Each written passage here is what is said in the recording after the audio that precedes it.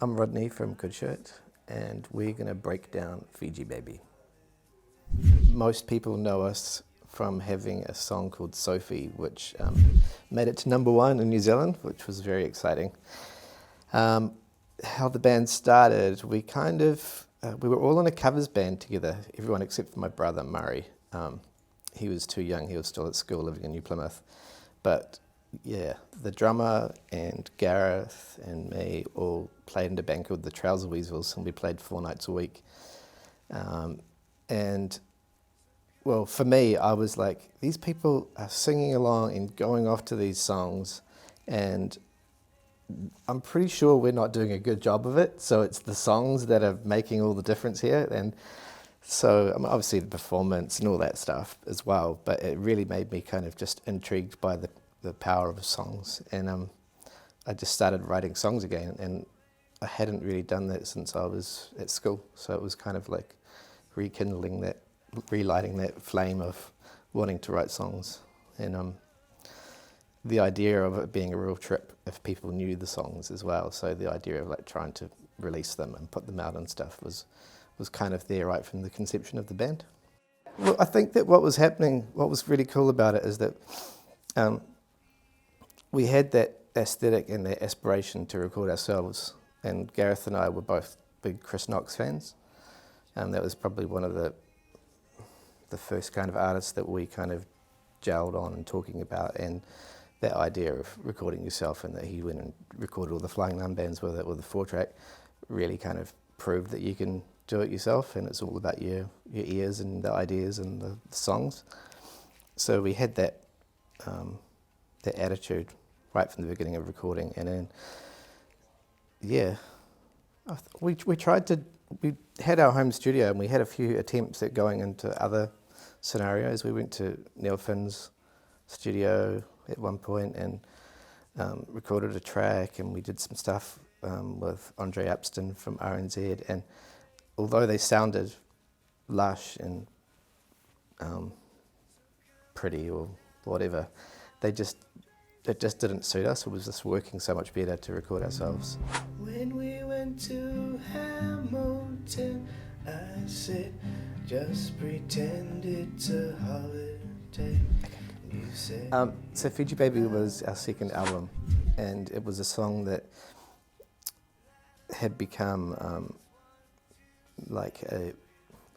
this sounds really naff, but a crowd favourite. It was like our encore song. If we were like, we've got to do something at the end of the night, but we've really got to finish now. So it was like the acoustic song, the little bit extra at the end of the gig kind of thing. And yeah, it just got such a good reaction without anyone knowing it, that we knew that there was something about it that kind of was worth giving some attention when we came the next cycle around, I guess. And I think that someone from EMI who was distributing our record jokingly said, call it, if you call the album Fiji Baby, I'll be able to get you guys a trip to Fiji to do some kind of radio promo or something like that. They go, oh, that's sold, that's good, that's it then. I was going through a phase of carrying a book and writing everything down.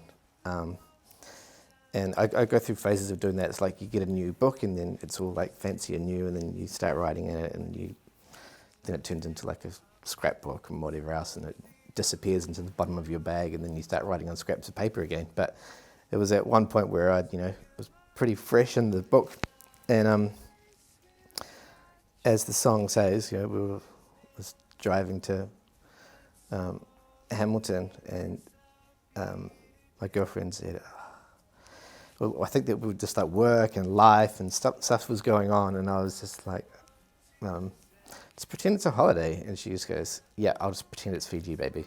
Like literally just said that line, and I just said, that's really funny. And I just wrote it in the book as it was, like kind of more like a diary entry. When we went to Hamilton, it's like a note to remember. That'd be a funny thing to say in a song. And then when I got back home after that trip, I've always been a fan of Don McGlashan, and I think I was thinking to myself, what is it about those Don McGlashan songs that and Martin Bird songs that are so that draw you in so much? And it was kind of that descriptive kind of language and that conversational kind of language. And I just thought, oh, I might try do a Martin Birds and just be more descriptive and plain and straightforward and right.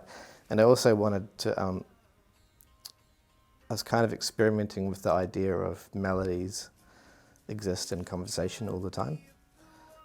And so it all just came from that, really. So all the way you would speak it, your voice is moving up and down. And so I just kind of ran with that idea. And it all just came together really, really quickly. And I think I just wrote the rest of the words and the chords and the melody and everything, and just like almost in a ho-hum kind of way. Oh, gonna make a chorus now. Blah, blah, blah, blah. Yeah, and it just sort of naturally led its way to the end chronologically.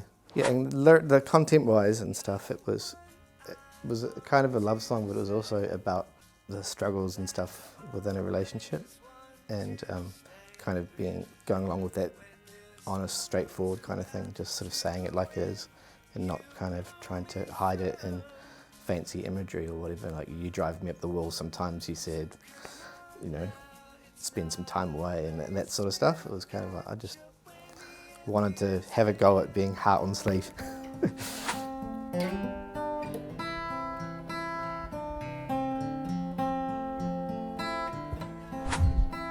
And we tried out some different, like slightly faster versions and more kind of band sounding versions, and we ended up just wanting to stay true to what we felt like the song was, and that it had that kind of campfire sort of one person singing to someone else kind of vibe, and which is how we'd been playing it live, because it was always the extra song at the end of the set that Rodney would get up and try and, you know, and the Fiji and the Hamilton Fiji line would get a chuckle. So it was like, there's enough of a payoff to stick it at the end. Yeah, but instead of putting big strings on and having things lush, we put like a little Casio tone keyboard in. So we sort of still had some of those suggestions of the layering and building that could potentially happen in a big commercial sounding single, where the strings come in and it becomes epic and it's amazing. But who knows? We had a bit of pressure to record it that way, and we sort of chose not to. But it'd be interesting if there was another version that was very much like formulaic in its recording treatment. But yeah, we wanted to keep it feeling very Goodshirt. So come on now, it's not a race, we'll catch up when the end is near. Let's fall the cool thing about Fiji Baby is that I can just play it wherever I am to whoever, and hopefully they could get what the song's about. And the recording is just a lusher, nicer version of that. So we use that to help try and get it played on the radio. So I think Mike kind of shipped me out to go and play it to as many people as I could. Mike was the radio guy at our label EMI at the time. So yeah, something that also helped back in the day was having CD singles, and they contributed to the chart, and also kind of gave you a chance to have a B-side on it as well and make some different artwork. So that was kind of part of it. That whole campaign was having a single, having a cool physical thing to be able to take around as well. Come on now, it's not a race, we'll catch up when the end is near. Let's fall away and disappear again. So come on now, it's not a race, we'll catch up when the end is near. Let's fall